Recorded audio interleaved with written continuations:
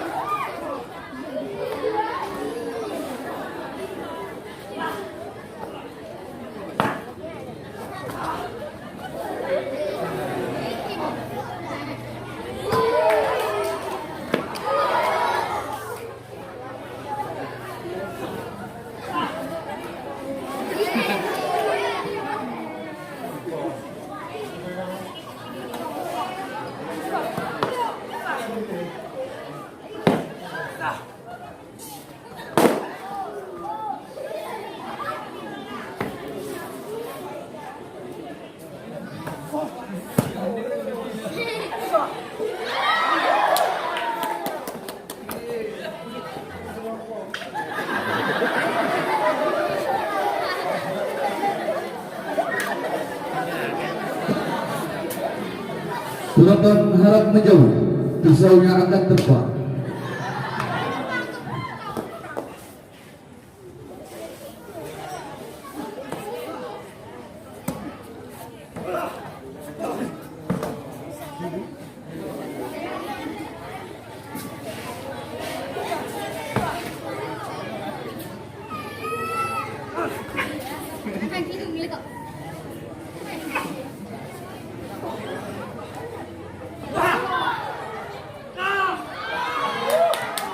Tepuk tangan penonton.